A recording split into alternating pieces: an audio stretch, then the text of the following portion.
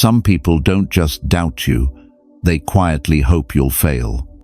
They wait for you to lose control, to explode, to hand them the satisfaction of seeing you crumble. But here's the truth. You don't need anger, arguments, or even effort to make them regret it. The Stoics discovered a weapon far more powerful than revenge. It's silence, composure, and results so undeniable that your enemies can't escape them. They want your reaction, but you'll give them something far worse for their ego indifference. Because the moment you stop feeding their chaos, their power ends. In this video, you'll learn how to turn calmness into control, how to protect your inner peace with psychological boundaries, and how to make your quiet success sting louder than any insult ever could. You won't need to lift a finger, because the greatest punishment isn't what you do to them. It's who you become in spite of them. When someone throws an insult your way, whether it's a smirk, a backhanded compliment, or a silence so sharp it feels like a blade, they're not just speaking. They're testing you. They're watching carefully to see if you'll flinch, if you'll crack, if you'll hand them your peace wrapped in anger. That's the real game. They don't need to defeat you with words. They just need you to defeat yourself with reaction. And here is the hard truth: the moment you snap, the moment you bite back, they win, because your reaction is the confirmation they were searching for. It validates their bitterness. It proves you can be controlled. And once someone knows how to make you react, they own the strings to your emotions like a puppet master. The Stoics saw this centuries ago. Epictetus said, "It's not what happens to you, but how you react to it that matters."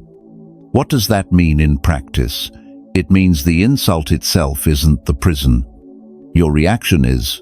If you rise to every jab, every sideways glance, every attempt to undermine you, you hand them the keys to your inner world.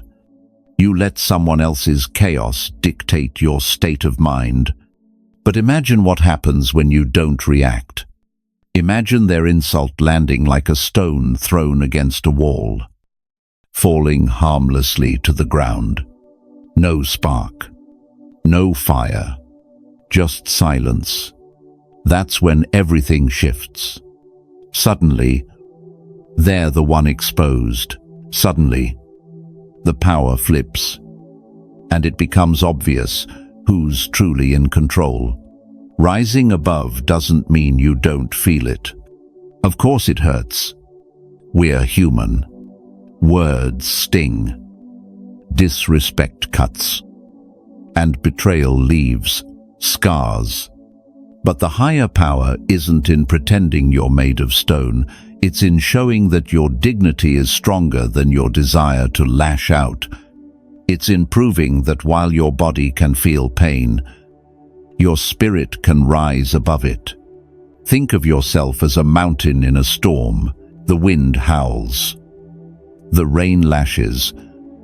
Lightning crashes all around. But the mountain doesn't move. It doesn't explain itself. It doesn't scream back at the storm. It simply remains. That stillness, that immovable presence, is what gives the mountain its power.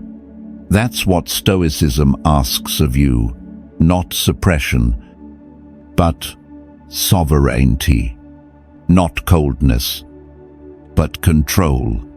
It's emotional intelligence in its purest form, the ability to know what deserves your energy and what doesn't, because here's the secret: your silence, when chosen with strength, isn't emptiness. It's a message. It says, "I see you, but I won't dance for your attention. I hear you, but you don't get to live in my head. I acknowledge your attempt, but you will not dictate my peace. There's a particular kind of silence that unnerves people. Not passive silence that shrinks away, but dignified stillness. It unsettles them because it reflects their weakness back at them.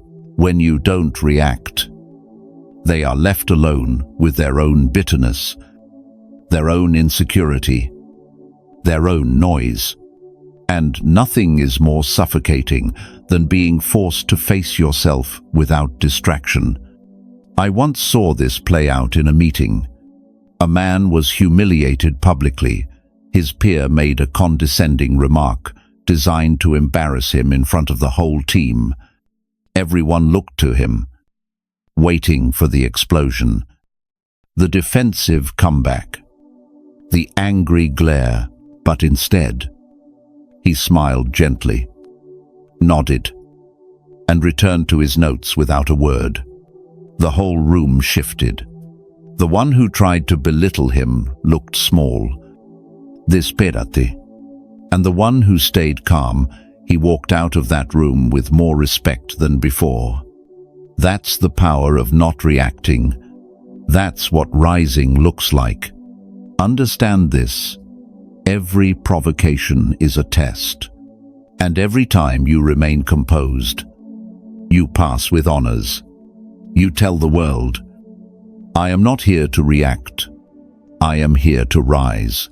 That's not weakness. It's strength refined through restraint. It's psychological boundaries in action, drawing the line not with words, but with presence.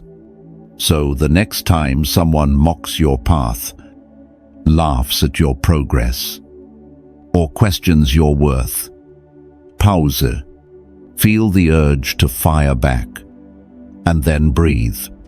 Let the moment pass through you like wind through the branches of a tree.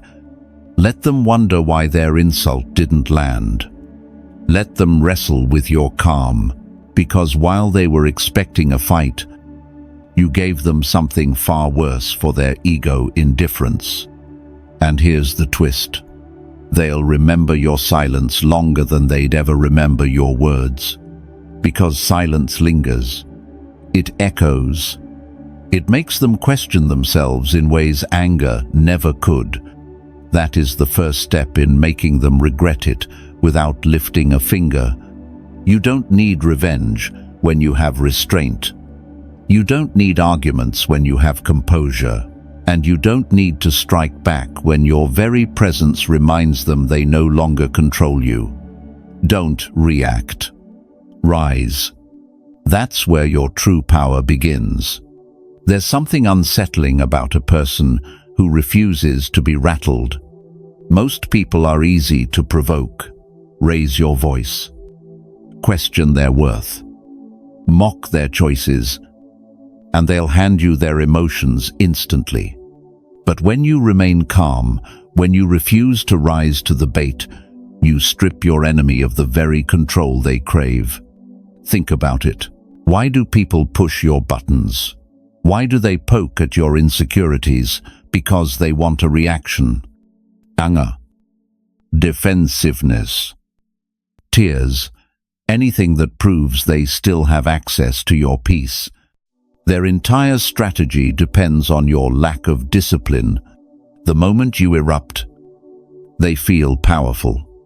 But when you stay calm, their plan collapses in real time.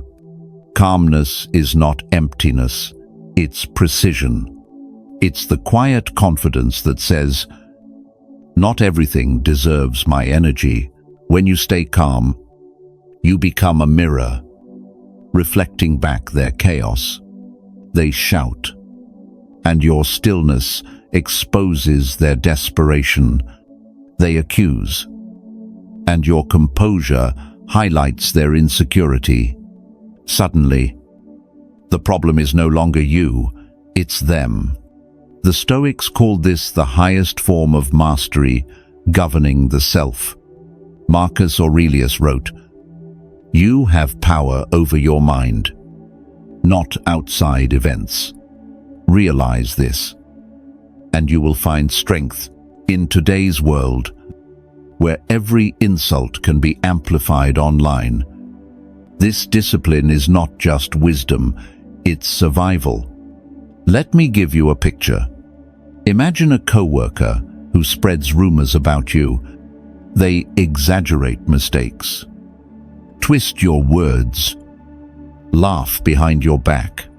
They want you to confront them, to demand explanations, to fight on their terms. The average person might lash out or beg to set the record straight. But you, as a Stoic, take a different path. You breathe. You assess. You realize their noise doesn't change the truth. Instead of fighting, you keep showing up. You work with consistency. You let your results speak. Over time, the lies collapse under the weight of your reality, and the very people who once listened to the gossip start to notice the contrast, your steady presence versus their frantic noise. Who do you think they'll respect? Calmness doesn't mean you don't feel. You feel the sting of betrayal, the heat of injustice. But emotional intelligence means you don't hand those feelings to anyone else. You hold them, discipline them, and turn them into focus. You refuse to let another person's chaos dictate the state of your soul. And that refusal, that invisible line drawn in silence, is what truly breaks their control. I once knew a man whose reputation was attacked online. Anonymous comments accused him of things he never did. His friends urged him to fight back, to post statements, to hire lawyers, but he didn't. He kept working, kept living, kept moving forward. Months later, the truth surfaced on its own. His calmness didn't just protect him, it exposed his accuser. Because when you don't join the chaos, you force the chaos to reveal itself. This is the power of calmness. It outlasts the storm. Picture deep water. The surface ripples in the wind. But beneath, the ocean is still, vast, and unshakable. That's what your inner life must become, not reactive, not tossed around by every opinion, but anchored in clarity, in self-worth, in principles that don't bend under pressure. People will misinterpret this strength. They'll call you cold, distant, or detached. Let them. They don't understand that your calm is not the absence of care, it's the presence of control. You're not ignoring them because you're weak. You're ignoring them because they no longer deserve access to your attention. Protect your peace like it's sacred, because it is. Every time you stay calm, while someone else loses their balance, you reinforce your own power. And the irony, the one who tries hardest to disturb your calm will reveal more about themselves than about you. Their need to provoke you is a confession of their weakness, their insecurity, their fear. So the next time someone pokes, prods, or provokes, pause. Don't give them the satisfaction of seeing you lose yourself. Instead, let them drown in the silence of your composure. Let your calmness force them to face themselves. That's the kind of hurt they never expected, the kind that doesn't come from retaliation, but from the realization that they have no control over you. And here's the deeper, Stoic truth. Calmness is not passive. It's active, discipline. It's strategy. It's self-mastery in motion. Anyone can scream. Anyone can argue, but it takes true strength to sit in stillness, to let your presence speak louder than your pride. Calmness isn't just your defense, it's your offense. It disarms, exposes, and unravels those who depend on drama to survive. And when they see that their weapons don't work on you anymore, they'll realize the battle is already lost. So remember this, your calm is your command. Protect it, live in it, and watch how quickly the ones who hate you fall apart when their chaos meets your silence. An insult is never just a word, it's a trap. Every sharp remark, every passive-aggressive jab, every twisted accusation is bait. The real goal isn't to wound you directly, it's to lure you into wasting your energy on people who don't deserve it. If you take the bait, you hand them the only thing they ever wanted: your attention. The Stoics understood this long ago. They taught that words only have power when we grant them power. If someone throws a spark and you refuse to offer fuel, the fire dies before it even begins. That's the essence of Stoic indifference. It isn't apathy. It isn't coldness. It's clarity. It's the conscious choice to remain free, to never let someone else's noise dictate the atmosphere of your mind. Picture it. You're in a meeting, sharing your perspective. A colleague smirks, interrupts, and tries to cut you down with sarcasm. Every part of you wants to bite back, to put them in their place, but instead, you remain steady. You finish your thought, speak with precision, and then move on without acknowledging the jab. The room notices. They see the difference between your composure and their desperation, and suddenly, the one trying to look powerful is exposed as small. That's the quiet power of indifference. It doesn't mean you don't feel the sting. It means you've trained yourself to know what deserves your response. And here's the truth. Not everyone's words are worthy of your reply.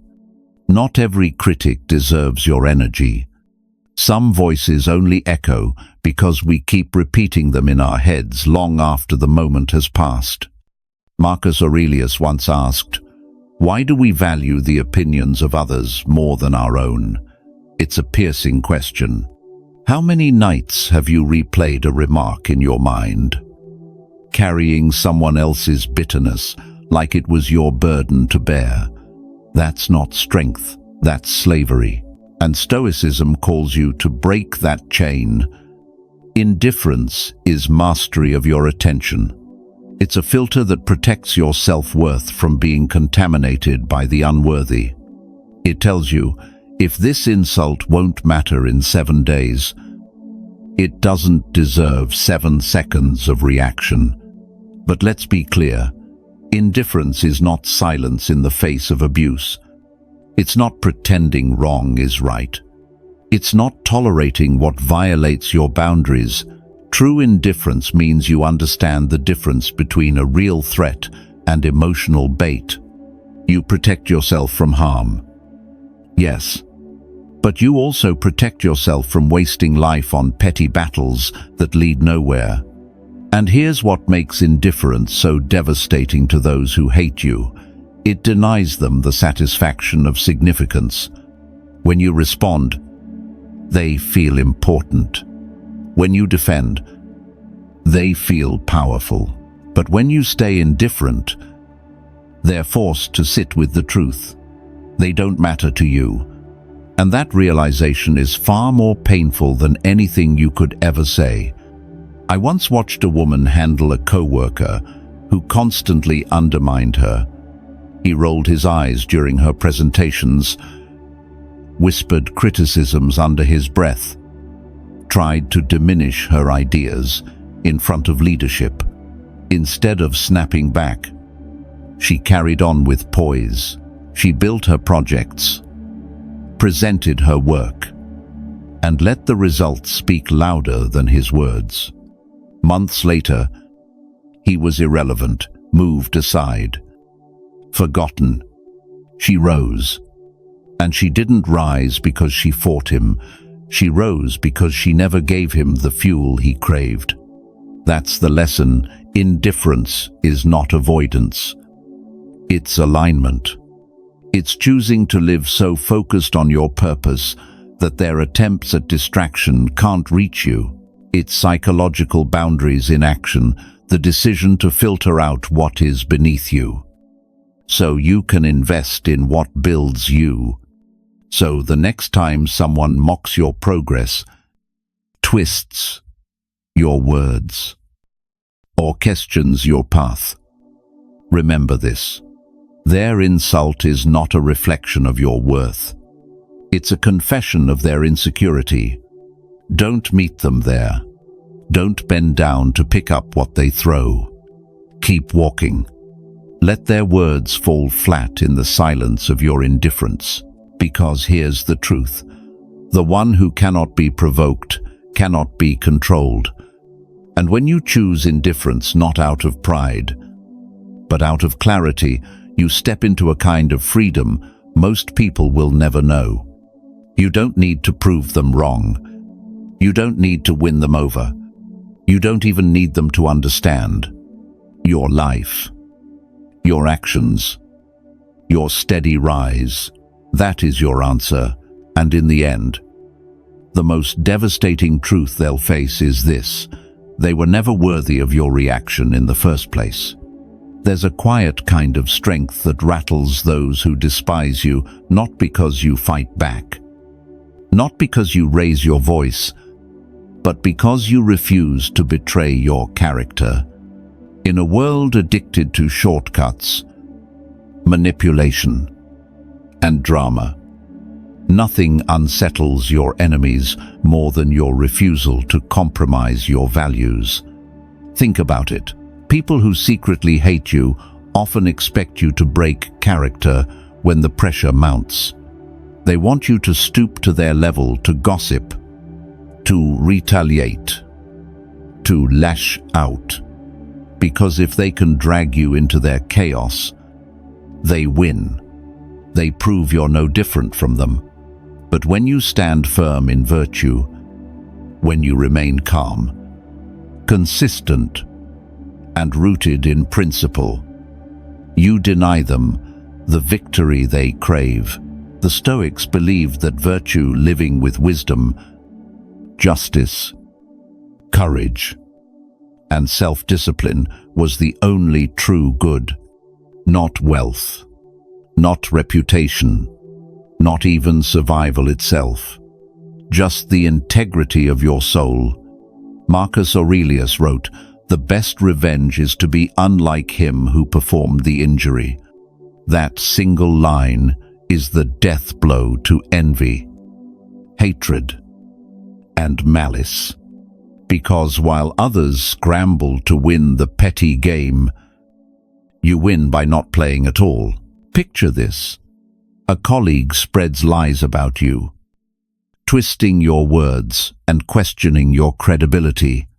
Your instinct might be to defend yourself, to gather allies, to fight back with equal force. But instead, you remain composed. You let your work speak. You let your consistency reveal the truth. And slowly, the contrast becomes undeniable. While they waste energy scheming, you continue building. While they chase shadows, you walk steadily in light. And here's the thing about virtue: it protects you in ways retaliation never can. Retaliation may feel satisfying for a moment, but it chains you to the one who hurt you. Virtue, on the other hand, sets you free. It ensures that even if you lose something in the short term, an opportunity, a reputation, you walk away with the only wealth that matters: self-respect. Self-respect is a weapon few understand. but everyone recognizes. It's in the way you carry yourself, the way you move with calm certainty while others scramble to justify themselves. People may not be able to explain it, but they feel it. You are untouchable because your worth isn't determined by circumstance, gossip, or recognition. It comes from within. Living with virtue also exposes your enemies in ways words never could. When you stay true to your principles, their tactics backfire. Their lies fall apart in the face of your honesty. Their envy looks petty against your consistency. Their cruelty feels empty against your dignity. And over time, the very people they tried to turn against you begin to see the truth for themselves. But let's be honest, virtue isn't easy. It will cost you. You may lose friends who prefer flattery to honesty. You may lose opportunities that require compromise. You may even be mocked for your refusal to bend. But what you gain is immeasurable peace of mind, clarity of purpose, and the rare strength of someone who cannot be bought or broken. Seneca once said, "A good character, when established, is not easily overthrown." That's the shield virtue builds around you. It doesn't mean you won't face attacks. It means those attacks won't stick. They'll slide off the surface of a life lived with integrity, because while others worry about how they're perceived, you worry only about who you are becoming. And that's what truly hurts those who hate you. They expect you to fight, to break, to prove yourself. But when you rise above, again and again, when you continue to walk with grace and principle, you rob them of their weapon. They can't drag you down if you refuse to descend. This is the paradox of Stoic victory. You don't win by defeating your enemies. You win by mastering yourself, by living with virtue so consistently that their malice becomes irrelevant, by building a life so aligned with your values that no rumor, no insult, no betrayal can touch its foundation. So when they lie, let them. When they provoke, stay calm.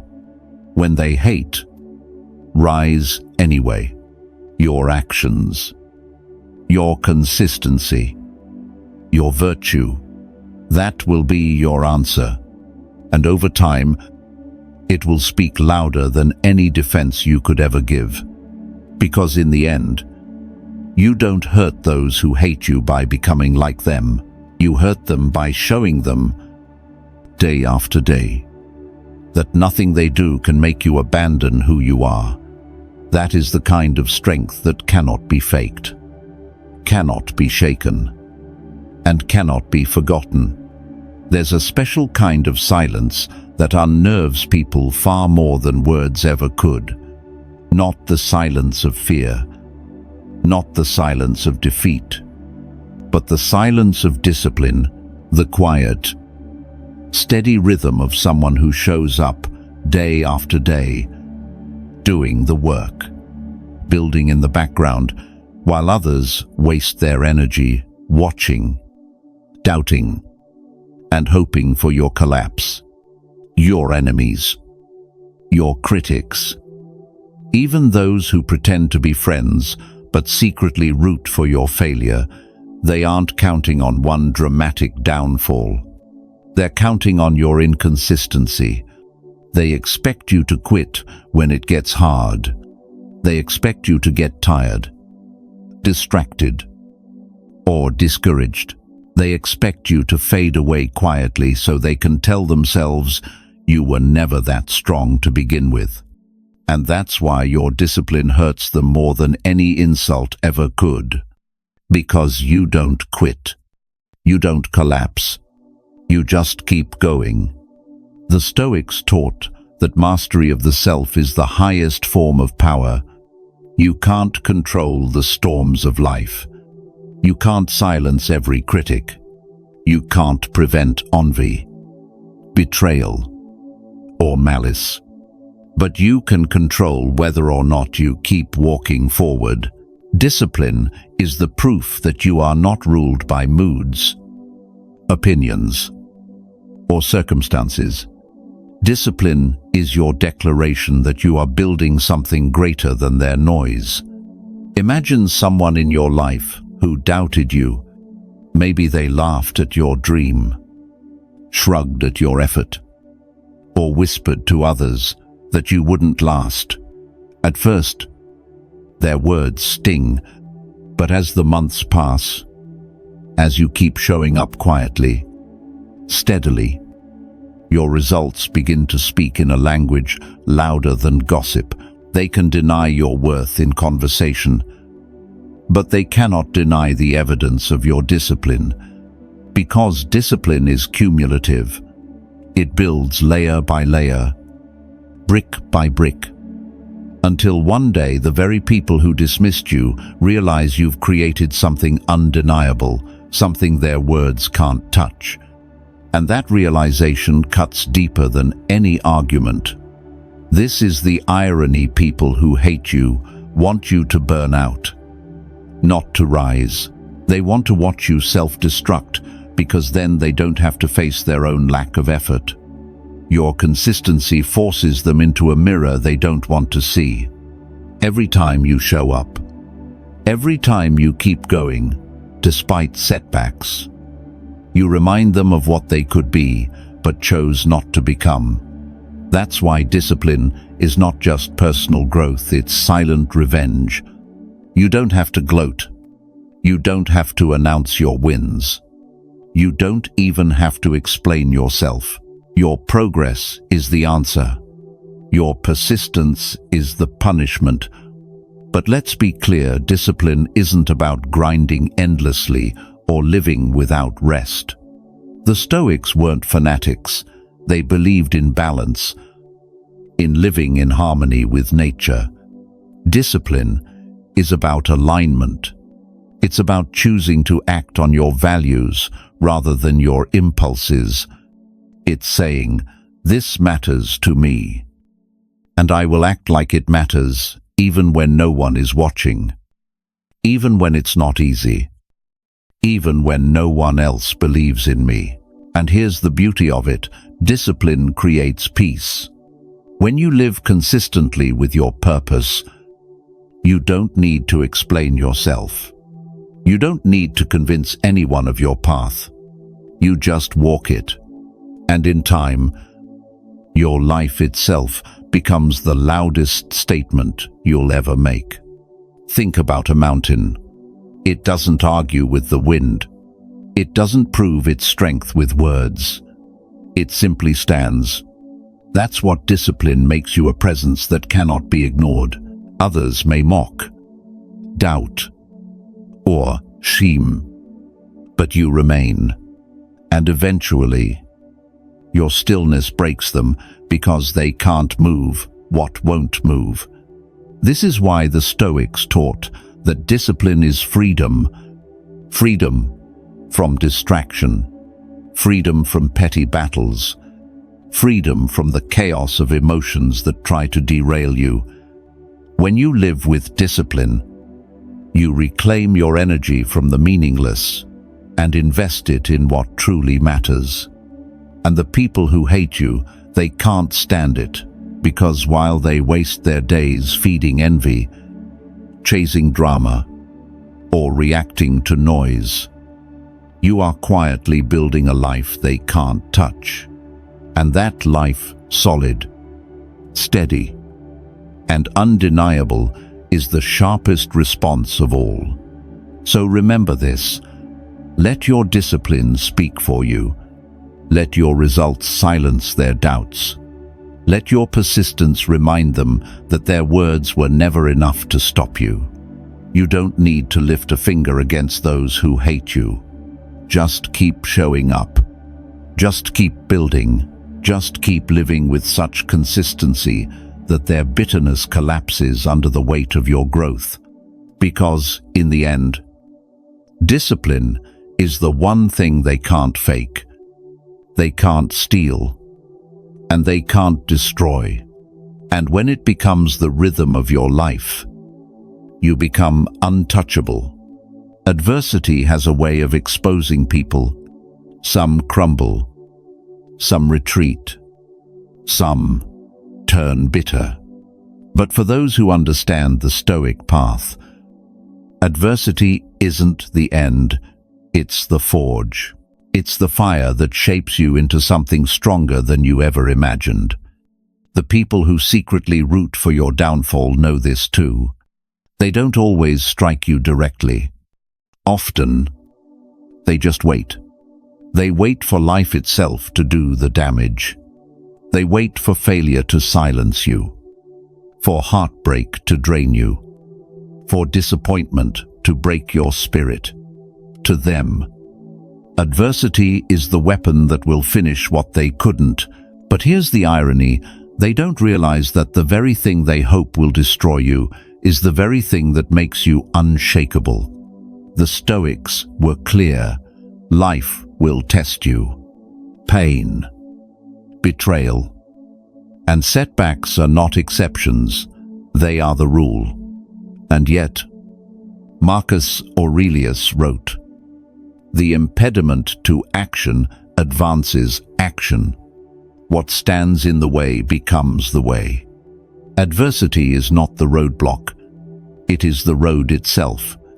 Think back to a time when everything seemed to collapse around you. Maybe you lost something you thought you could never live without. Maybe the betrayal cut deeper than any wound you'd felt before. Maybe you were brought so low that even getting out of bed felt like a battle. And yet, you endured. You survived. And not only that, you emerged different, stronger, sharper, wiser. That's what those who hate you can't stand. They're not just watching your pain, they're hoping it ends you. But when you rise again, when you use the storm as training rather than destruction, they're forced to face the truth. You are not fragile. You are forged. Adversity strips away illusions. It takes what you thought was solid and burns it to ash. But in that fire, it also reveals what cannot be destroyed: your character, your resilience, your discipline. And if you embrace it, adversity doesn't weaken you. It builds you into someone untouchable. Resilience is not the absence of pain. It's the decision to keep walking, even when pain follows close behind. It's waking up after loss and saying, "I will continue." It's standing tall when life shoves you to your knees and choosing not to stay there. And every time you make that choice, those who wanted you broken suffer because they realize they cannot win. They cannot stop someone who uses pain as fuel. They cannot defeat someone who has learned to turn every setback into strength. Adversity is also the great revealer. Anyone can look composed when life is smooth. But the real test comes when it all falls apart. That's when true character is revealed. That's when you learn whether your peace was just comfort or whether it was discipline. The Stoics didn't seek suffering, but they welcomed it when it arrived, because they knew every challenge carried a gift. Loss teaches detachment. Betrayal teaches discernment. Hardship teaches endurance. And together, these lessons create a person no enemy can shake. So when you face adversity, remember this: it is not your punishment. It is your preparation. It is life chiseling away at what is weak, so that what remains is unbreakable. Let your enemies wait for your collapse. Let them whisper that you won't survive the storm, and then let them watch in silence as you rise from it scarred, perhaps, but also steadier. fiercer, and more unshakable than before. Because in the end, adversity doesn't decide your story. You do, and if you choose to let it build you instead of break you, then every hardship becomes another stone in the foundation of your strength. That's the lesson they'll never understand. You don't just endure adversity, you use it, and in using it, you rise beyond their reach. In a world addicted to noise, silence has become the rarest form of power. Everyone wants the last word, the clever comeback, the chance to prove themselves. But the Stoics understood a truth that most people overlook. Silence isn't weakness, it's strategy. And when used with intention, silence can wound deeper than any insult. Think about the people who hate you, the ones who mock, provoke, and bait you with subtle jabs. What they crave is your reaction. They want to see you flinch, stumble, and defend yourself. They want proof that their words reached your soul.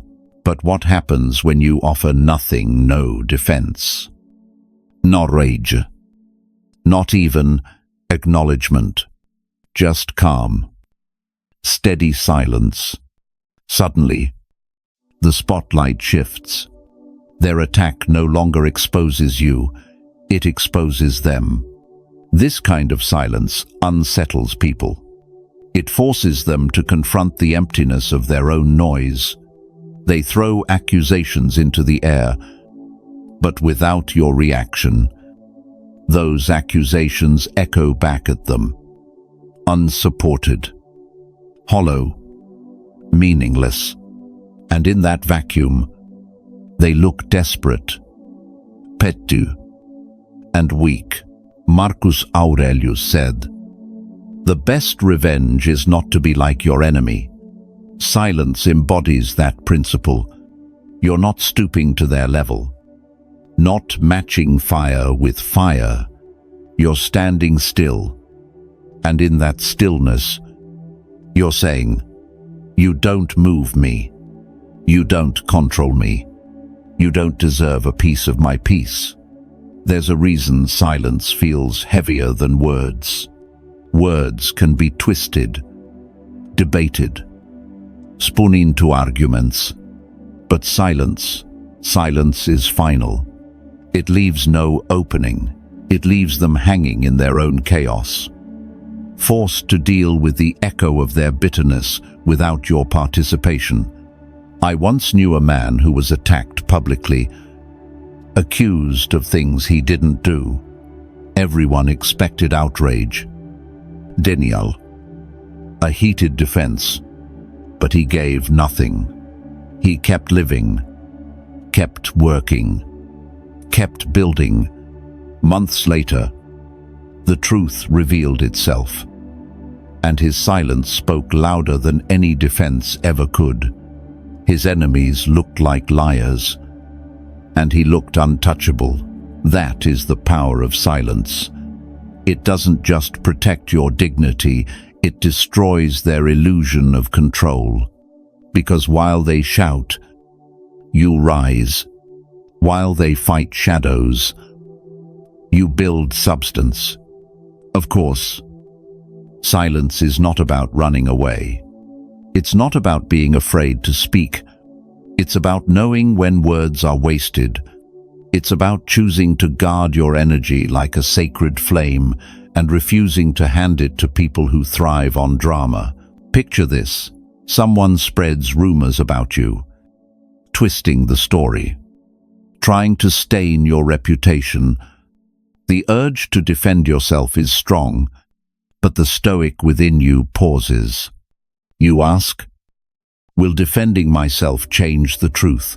Will their noise alter my reality? The answer is no. And so you let silence speak. Because silence says, I'm too focused on building my life to argue with shadows. And here's the secret: silence doesn't mean nothing is happening. While you say nothing, you're growing. While you stay calm, you're building. While they waste time fueling gossip, you're crafting results. And when those results appear, silence will have been the loudest reply of all. Enemy don't expect silence. They expect anger, tears, defensiveness. When they get nothing, they're left powerless, gnawing on their own frustration. That's why silence hurts them more than any retaliation could. So the next time someone tries to drag you into their chaos, remember this: not every provocation deserves a response. Sometimes the strongest move is no move at all. Let them swing at the air. Let them shout into the void. Your silence will echo louder than their noise. Because silence, when chosen from strength, isn't absence, it's presence. It's a message that says, I don't need to prove myself to you. I am already beyond your reach. And that, more than anything, is what they will never forget. There's a kind of strength that doesn't roar, doesn't boast, doesn't even need recognition. It's the quiet force of integrity, the decision to remain whole when the world tries to fracture you. And nothing unsettles those who hate you more than your refusal to compromise who you are. Enemies thrive on hypocrisy. They want to catch you slipping, to prove that your words and your actions don't align, because if they can expose a crack in your character, they can dismiss your strength as a facade. That's why standing firm in integrity is such a devastating weapon. It denies them the satisfaction of watching you fall into contradiction. Marcus Aurelius wrote, "If it is not right, do not do it. If it is not true, do not say it." Integrity is exactly that. It's the consistent choice to live aligned with what you claim to value. It's the courage to do the right thing, even when no one is watching, even when it costs you. And that consistency builds a shield stronger than any defense you could ever speak aloud. Think of the people who have tried to break you. Maybe they betrayed you, slandered you, or twisted the truth to suit their agenda. They want you to retaliate in kind, lie for lie, betrayal for betrayal. But when you refuse, when you keep your integrity intact, you don't just protect your soul, you expose theirs. Integrity is magnetic. People may not always understand it, but they feel it. They notice when someone stands tall without cutting corners, when someone refuses to cheat, even when they could get away with it. Over time, integrity builds credibility, and credibility builds unshakable influence. Your enemies might spread lies, but your character will always outlast their noise. And here's the paradox. Integrity often looks like weakness in the short term. You may lose opportunities, friends, even status by refusing to bend. People might mock you for being too rigid or too honest, but in the long game, integrity always wins. Because while others build on sand, you build on rock. And when storms come, and they always do, your foundation holds, theirs crumbles.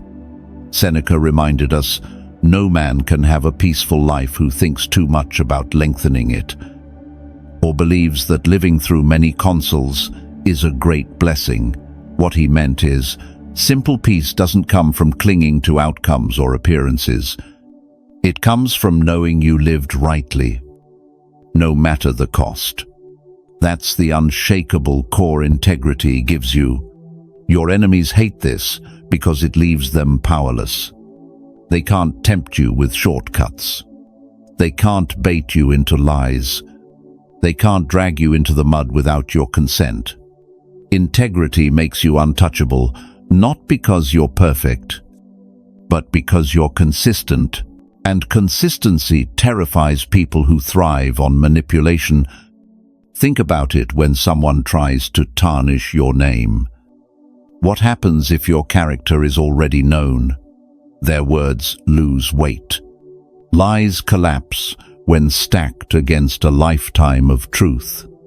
And while they scramble to justify themselves, you keep moving forward, grounded in who you are. Integrity also has another hidden power. It builds self-respect. Every time you choose to act with honor, even when no one sees it, you reinforce the bond with yourself. You prove to your own soul that you are trustworthy, that you can rely on you, and that inner trust is a fortress no enemy can breach. So when the world provokes you, when people tempt you to abandon your principles for quick revenge or hollow victories, remember this: integrity is the real battlefield. Every compromise chips away at your foundation, but every act of alignment makes you unbreakable. And when your enemies see that, when they realize you cannot be bought, bent, or broken, they will suffer in silence, because your life itself becomes a mirror, reminding them of what they lack. They may throw stones, but they can't touch the foundation built on integrity. That's why the strongest response to hate is not rage, not retaliation, but simply this: to stand firm in who you are, to live so consistently that no lie, no betrayal, no manipulation can rewrite your story. Because integrity is not just your shield, it's your legacy. One of the greatest powers you can develop against those who hate you is detachment, not coldness, not indifference born of bitterness, but the calm, deliberate choice to no longer let their actions dictate your peace. Detachment is freedom, and freedom is the one thing your enemies never want you to have. People who despise you feed off your reactions. They want you angry, emotional, consumed by proving them wrong. Because the more you focus on them, the less you focus on yourself. But the moment you step back, the moment you detach, their grip dissolves. They can't control what they can't reach. The Stoics understood this deeply. Epictetus said, "We suffer not from the events in our lives, but from our judgment about them." Detachment means changing the lens. Instead of asking, "Why did they do this to me?" you ask, "Why should I give them the power to shape my life?" That shift turns their betrayal into fuel for growth rather than chains that bind you. Detachment doesn't mean you stop caring about people or life. It means you refuse to be enslaved by outcomes, by validation, or by the drama others create. It's the ability to walk away when staying would cost you your peace. And that walk-away power is terrifying to those who once thrived on controlling you. Picture this: someone tries to drag you into conflict, hurling accusations and playing the victim. In the past, you might have argued for hours, trying to defend yourself. But now, you simply step back. You don't play. You don't feed the fire. You move forward with calm clarity. That single act of detachment cuts deeper than any words, because they expected war, and you gave them nothing. Detachment also strengthens resilience. When your happiness no longer depends on how others treat you, you become unshakable. They can betray you, slander you, abandon you, but none of it can reach the core of your peace. And that frustrates them more than anything, because it proves you are no longer theirs to manipulate. This is how you rise, not by revenge, not by retaliation, but by refusing to let their chaos define your path. You rise by focusing on what you can control: your discipline, your growth, your purpose. And as you do, their power evaporates. The truth is, people hate what they cannot control, and detachment makes you uncontrollable. You are no longer tied to their approval, their lies, or their games. You are free, and freedom is the one victory they can never take back. So rise through detachment. Let them talk. Let them scheme. Let them waste their energy in shadows. You have a life to build, a peace to protect, and a destiny too important to be distracted. When you detach, you don't just survive, you ascend. And nothing destroys your enemies faster than watching you rise beyond their reach. At the end of it all, the greatest way to hurt those who hate you is not through words, revenge, or even confrontation. The greatest answer is the life you live, the calm, powerful, disciplined existence, they said, you would never achieve.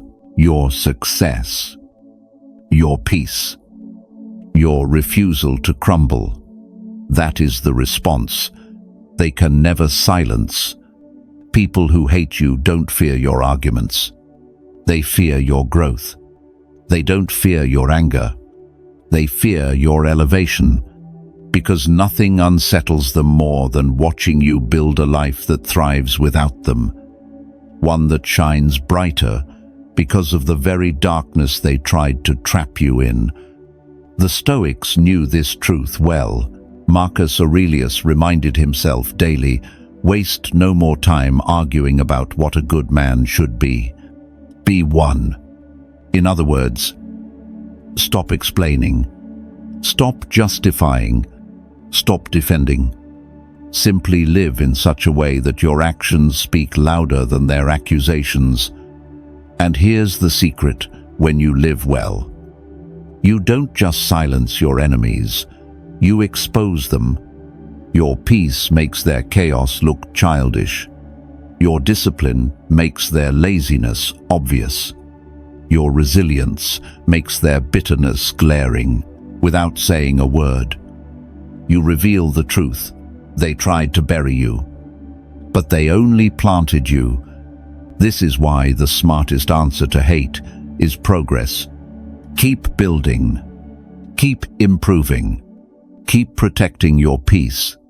The people who wish you harm expect you to waste your energy proving them wrong. But when you no longer care about their opinion, when you're too busy becoming the person you were meant to be, you rob them of their weapon. They're left powerless, watching from the sidelines as your life becomes the proof they cannot deny.